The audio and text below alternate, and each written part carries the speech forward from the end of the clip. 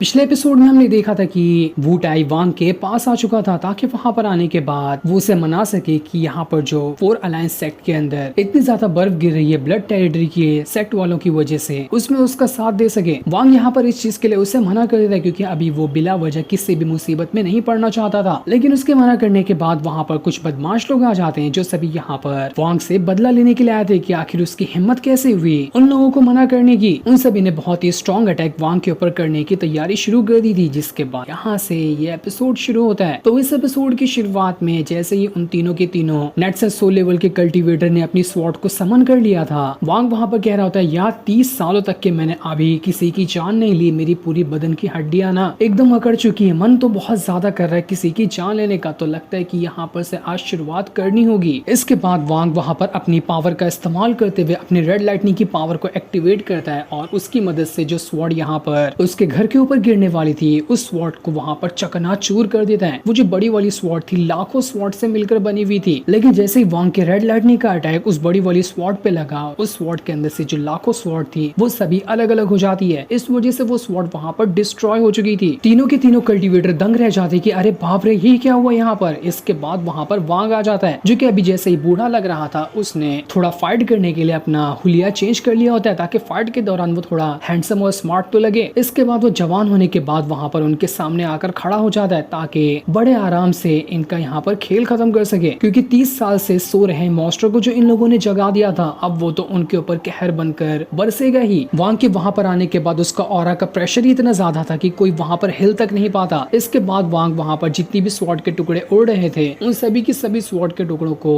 Control करना शुरू कर देता है। वो लोग वहां पर वांग से कह रहे थे कि आखिर तू कौन है, यहाँ पर तो एक बूढ़ा रहता था ना, तू जवान कैसे हो गया। वांग कहता है मैं वो हूँ जिसके साथ ना तुम्हें अपने सपने के अंदर भी पंगा नहीं लेना चाहिए था, लेकिन जब तुमने गलती कर दी है तो सजा भुगतने के लिए तैयार हो जाओ। इसके बाद वांग उनकी ही स्वॉर्ड को वहां पर कंट्रोल करते हुए उन सभी के ऊपर अटैक करना शुरू कर देता है। दो बंदे को तो चुटकियों में खत्म करते हुए वहां पर वांग ने उनके अंदर से उनकी नेट्स और सोल को घसीट कर बाहर निकाल लिया था और निकालने के बाद वो उसे वहां पर डिस्ट्रॉय कर देता है। एक जो बचा हुआ था वो अपना एकदम ज्यादा घबरा चुका था, इसलिए वो अपनी जान बचाकर वहां से भागने की कोशिश करता है। लेकिन तभी सामने वू टाई आ जाता है जो उस बंदे से कह रहा था कि मैंने तो पहले ही कहा था तुम्हारी कबर खोद के पहले से ही रख दिए, अब बचकर कहाँ भाग रहे हो। वू टाई वहां पर उस बंदे को पकड़ते हुए कहता है कि तुमने ब्रदर वांग से पंगा लेकर अच्छा नहीं किया, तुम यहाँ पर ब्रदर वांग को मारने के लिए आए थे और मैं तुम्हें इतनी आसानी से यहाँ से जाने दूं, सपने में भी नहीं। इतना कहने के बाद वू टाई ने वहां पर उस बंदे की भी जान ले ली थी। तीनों के तीनों यहाँ पर खत्म हो चुके थे। जिसके बाद वांग वहां पर नीचे आ जाता है और वापस से खुद को बूढ़ा बना लेता है ताकि उसे जवान में कोई देख ना ले। वू टाई वहां पर वांग से कह रहा था कि वांग आपको ना यहाँ पर परेशान होने की जरूरत नहीं है, इन तीनों को मारने का इल्जाम मैं खुद पे लेता हूँ, कुछ भी आगे सवाल होगा तो मैं ही जवाब दूंगा कि मैंने ही इन तीनों को मारा है, आप बेफिक्र यहाँ पर रह सकते हैं। वांग के जाने के बाद वू टाई अपने मन में कह रहा था कि मैं लाइफ में कभी भी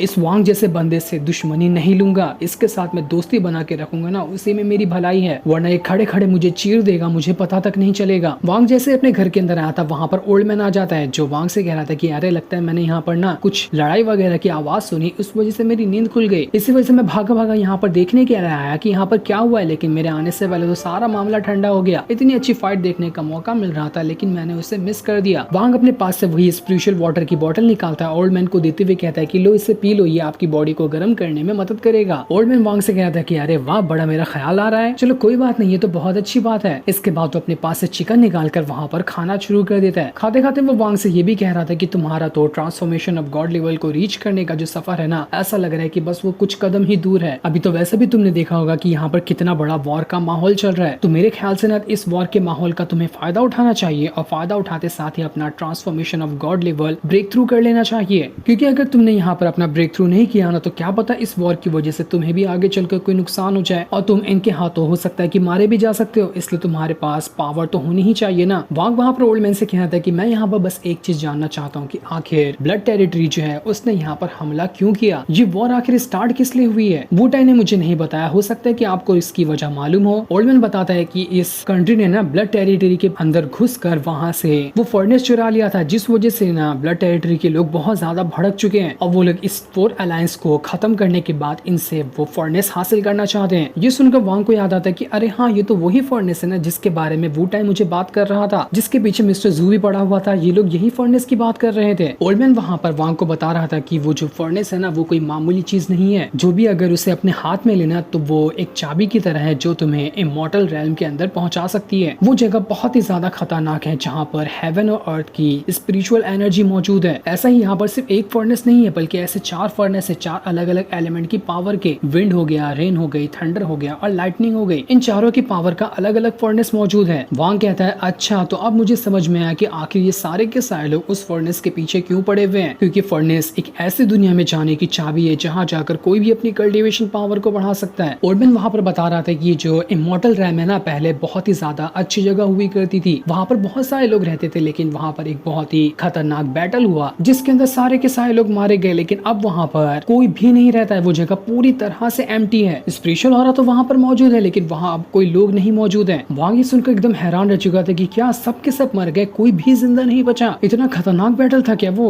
ओल्डमैन बताता है हाँ सच कह रहा हूँ, अगर एंशिएंट इमॉर्टल रैम जो है अभी तक के पहले जैसा रहता ना तो तुम्हें यहाँ पर पावरफुल कल्टीवेटर दुनिया में दिखाई देते क्या, सारे के सारे लोग वहीं पर जाकर रह रहे होते हैं। लेकिन वहाँ जो बैटल हुआ उसी में सब कुछ खत्म हो गया वहाँ का। वांग वहाँ पर ओल्डमैन से कहता है चलो ठीक है, मान लिया आपकी बात की, वो जो इमॉर्टल वर्ल्ड है वहाँ पर बैटल हुआ और सब लोग खत्म हो गए। तो जब इमॉर्टल रैम जो है वो वहाँ पर खत्म हो चुका है, तो लेकिन अब यहाँ पर लोग उस फर्नेस के पीछे क्यों पड़े हुए हैं। इमॉर्टल रैम के खत्म होने के बाद लोग तो वहाँ पर जाकर उनका कोई फायदा ही नहीं होगा ना, तो लोगों को वहाँ पर जाने के लिए फर्नेस की जरूरत ही क्यों पड़ रही है। ओल्डमैन बताता है कि देखो अगर कोई जगह बर्बाद हो जाती ना तो वहाँ पर की हर एक चीज गायब नहीं हो जाती। माना कि जो इमॉर्टल रैम है वो बर्बाद हो चुका है, लेकिन वहाँ पर जो पहले वो हुआ करता था ना सही सलामत, वहाँ की जो कमाल की चीजें थी, स्पिरिचुअल चीजें हो गई, वेपन हो गई या और भी अच्छी अच्छी चीजें हो गई, वो सारी की सारी अभी भी वहाँ पर मौजूद है। कोई भी जाए तो वहाँ की स्पिरिचुअल पावर का भी इस्तेमाल कर सकता है, वहाँ के वेपन वगैरह का भी वो इस्तेमाल कर सकता है। और सबसे खास और इम्पोर्टेंट चीज इमॉर्टल रैम की ये है कि वहाँ का वो वाला स्पिरिचुअल ऑरा अब भी मौजूद है जो एक नॉर्मल इंसान को ट्रांसफॉर्मेशन ऑफ गॉड लेवल पे ब्रेक थ्रू करवा सकता है। हम माना कि ट्रांसफॉर्मेशन ऑफ गॉड लेवल के ऊपर वाला जो बंदा है वो वहाँ पर जाएगा तो अपनी कल्टीवेशन पावर नहीं इंक्रीज कर पाएगा, लेकिन जैसे कि तुम हो, अगर तुम यहाँ से इमॉर्टल रैम के अंदर गए ना तो वहाँ पर जाने के बाद वो जगह तुम्हारा transformation of god level breakthrough जरूर करा सकती है। जो सुनकर वांग एकदम ज्यादा हैरान रह चुका था। वो ओल्ड मैन का शुक्रिया करते हुए कहता है कि सीनियर आपका बहुत बहुत शुक्रिया जो आपने मुझे इतनी अच्छी जानकारी दी। ओल्ड मैन कहता है बस बस यार कितना मेरी तारीफ करोगे, अब मैं इतना भी कुछ खास नहीं, तुम्हारी बातों से तो मुझे शर्म आ गई। वैसे हाँ, मैं यहाँ पर तुम्हारे पास इसलिए आया था, तुम्हें याद है ना मैंने तुमसे कहा था कि मैं तुम्हें आर्टिस्टिक कंसेप्शन के बारे में बताऊंगा तो उसके बदले तुम मेरी मूर्ति बनाओगे। तो बताओ मेरी मूर्ति कहाँ है, अभी तक तुमने क्यों नहीं बनाई उसे। मैं अपनी बंदी को देना चाहता हूँ, वो बहुत प्यारी है, मेरी मूर्ति को देख कर ना उसके मुंह में तो पानी आ जाएगा। वांग कहता है जैसा आपने मुझसे करने कहा था, मैंने बहुत बार आपकी मूर्ति बनाने की कोशिश की, लेकिन मुझे अभी तक के आपकी कल्टीवेशन लेवल के बारे में पता ही नहीं है, इसलिए मैं परफेक्ट तरह से आपकी मूर्ति नहीं बना पा रहा था। मैंने कुछ ट्राई किया है, आप देखना चाहे तो उसे देख सकते हैं। वांग वहाँ पर एक मूर्ति ओल्ड मैन की उसे दिखाता है, जो मूर्ति तो ओल्ड मैन को पसंद आ चुकी थी। वो कहता है कि अरे वाह बढ़िया, उतनी बुरी भी नहीं है, लगता है ना कि तुमने बहुत अच्छे से और मेहनत से इसे बनाया है। चलो मान लिया कि जितना मैं रियलिटी में खूबसूरत दिखता हूँ उतनी खूबसूरत मूर्ति नहीं बनी है, लेकिन तुम्हारी मेहनत के लिए तुम्हारा शुक्रिया। ओल्ड मैन कहता है तुम्हें मेरी बात ढंग से तो याद है ना, इस पहली वाली को तो मैंने सिलेक्ट कर लिया, अभी तुम्हें 99 और बनाना है। मैंने तुमसे वादा किया था कि तुम्हें मेरी 100 मूर्तियां बनानी है। मैं अपनी 100 गर्लफ्रेंड को देना चाहता हूँ, मैं सबको एक एक मूर्ति दूंगा ताकि सभी मुझे याद रख सके। तो तुम्हें अभी मेरी 99 और मूर्तियां बनानी है, उसे और अच्छे से बनाना, इससे भी ज्यादा अच्छी होनी चाहिए वो। तुम ट्रांसफॉर्मेशन ऑफ गॉड लेवल को ब्रेक थ्रू कर लोगे ना, तब भी इस बात को याद रखना, मैं कभी ना कभी तो तुम्हारे पास आऊंगा और पूरी की पूरी 100 को एक साथ लेकर जाऊंगा। वहाँ कहता है ठीक है ओल्ड मैन, मैंने आपसे जब वादा किया है तो मैं ये वादा आपका जरूर निभाऊंगा, मैं पूरी बची हुई 99 आपके लिए बनाकर रख दूंगा। ये सुनकर ओल्ड मैन खुश हो जाता और वो वहाँ से जाते हुए वांग से कह रहा था कि देखो आजकल का जो ये वॉर चल रहा है ना, ये बहुत ज्यादा मुश्किल है, यहाँ पर और भी ज्यादा पावरफुल कंट्री लोग भी हैं, वहाँ के कल्टीवेटर भी ज्यादा पावरफुल होंगे, तो जरा तुम ना अपना खुद का अच्छे से ख्याल रखना कि कहीं तुम इस वॉर के अंदर बिना मतलब के ही पिस ना जाओ। मैं बस तुम्हें यहाँ पर वार्निंग दे सकता था, तो जो कि मैंने दे दी है। और इतना कहने के बाद ओल्ड मैन वहाँ से चला जाता है। ओल्ड मैन के जाने के बाद वांग अपने कमरे से बाहर निकलता है और आसपास का नजारा देख रहा था, जो जगह पूरी तरह से बर्बाद हो चुकी होती है। बाहर निकलने के बाद वांग यहाँ पर कह रहा था कि मॉर्टल चीज जो कि नॉर्मल होती है, उस वो का एक न एक दिन खत्म होना लिखा ही होता है। जैसे कि इस गांव को ही देख लो, आधा से ज्यादा गांव बर्बाद हो गया। उसी तरह से अगर मैं कल्टीवेटर नहीं बना होता तो मैं बचपन में पैदा होता, बड़ा होता और मर जाता, जैसा कि दालियों के फादर के साथ हुआ, उसके साथ भी होगा और उसके बच्चे के साथ भी होगा। इसी तरह से ये साइकिल हमेशा से चलता रहता है। इसके बाद वांग अकेले बैठ के सबसे पहले उसकी मूर्ति बनाता है, जो उसका सबसे सबसे पहला मास्टर हुआ करता था। पहली बार सेट में आने के बाद यही मास्टर उसका बना था, जो कि सबसे घटिया आदमी था। वांग आज तक के जितने भी लोगों से वो मिला था सबकी एक बाई एक लाइन से मूर्तियां बनाना शुरू कर देता है, ताकि वो अपने पूरे के पूरे जिंदगी के 400 साल के सफर को याद कर सके। वो इन चीजों को करने के बाद अपना लाइफ और डेथ का जो आर्टिस्टिक कंसेप्शन है उसे प्रिपेयर करने की कोशिश कर रहा था, ताकि जब वो हर एक मेमोरी याद कर लेगा तो उसने कितने लोगों को मरते हुए देखा, कितने लोगों को जिंदा होते हुए देखा, कितने लोगों की उसने खुद जान ली। इस वजह से उसे आर्टिस्टिक कंसेप्शन बनाने का कॉन्सेप्ट और अच्छे से समझ आएगा, और हो सकता है कि ये करने के बाद वो खुद का आर्टिस्टिक कंसेप्शन भी लाइफ और डेथ वाला बना ले। इसलिए वांग ने अपनी 400 साल की मेमोरीज को यहाँ पर याद करना शुरू कर दिया। तब वो लाइन लगा देता है अनगिनत वहाँ पर मूर्तियों की। आज तक की जितनी भी बैटल वांग ने लड़ी थी, यहाँ तक कि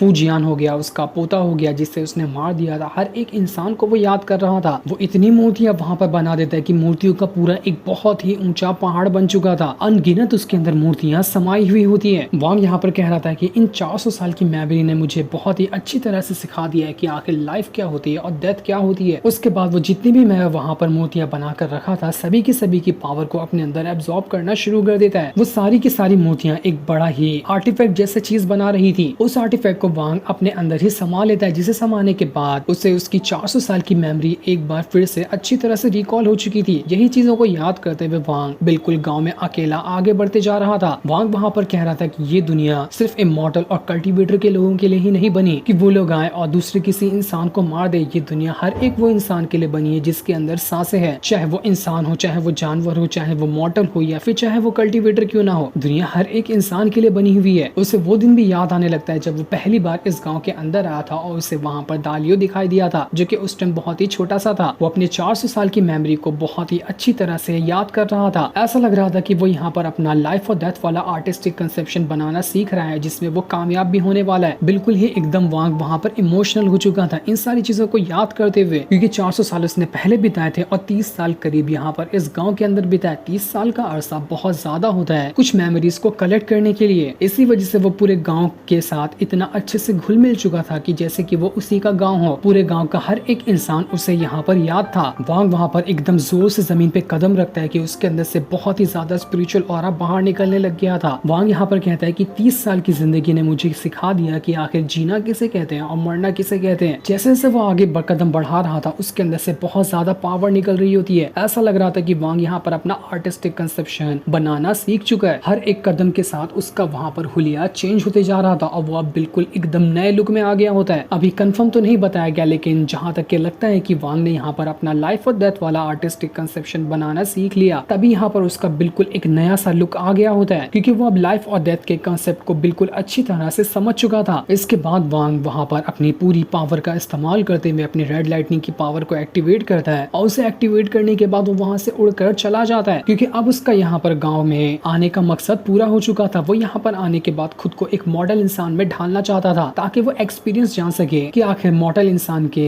तरह जीने का एक्सपीरियंस क्या होता है। 30 साल के अंदर वो समझ चुका था, तो अब उसकी नॉलेज अच्छी खासी उसे हो चुकी होती है। दूसरी तरफ हम एक झोपड़ी का सीन देखते हैं, जहाँ पर उन लोगों को रखा गया था जिन्हें बर्फ साफ करने का काम दिया गया है। वहाँ पर दालियो और उसके और भी साथी होते हैं। दालियो वहाँ पर कह रहा था कि मुझे नहीं पता कि अंकल वांग किस हालत में होंगे, लेकिन उन्होंने जो मुझे ये लकड़ी का टुकड़ा दिया था वो बहुत कमाल की चीज थी। इसी वजह से आज मैं यहाँ पर जिंदा हूँ। मैं चाह रहा हूँ कि मैं यहाँ से अंकल वांग के पास वापस चले जाऊँ और इस बुढ़ापे के टाइम पे मैं उनका सहारा बनूं और उन्हें आगे से कोई भी काम करने ना दूं। मैं उनकी खिदमत करूंगा। दालियो के बाजू में जो बैठा हुआ बंदा था, जो कि बहुत ही ज्यादा बीमार लग रहा था बर्फ को साफ करते हुए, वो कह रहा था कि मैंने सुना है ना कि यहाँ से जो बाजू वाली कंट्री है ना, वहाँ पर बर्फ वगैरह नहीं गिर रही। अगर हम लोग यहाँ से माइग्रेट करते हुए वहाँ पर चले गए ना, तो हम लोग की जान बच सकती है, वरना मुझे नहीं लगता कि अगर हमने कुछ और टाइम यहाँ पर गुजारा तो हम जिंदा बच पाएंगे। जिसके बाद दालियो और वो बंदा वहाँ पर रात को सो जाते हैं, लेकिन जैसे ही सुबह उठकर दालियो की आंख खुलती है, उसे सदमा लग जाता है, क्योंकि रात में जो बंदा उससे बातें कर रहा था सुबह में वो मर चुका था। ठंडी का इतना गहरा असर उसके ऊपर पड़ा कि उसकी जान निकल गई।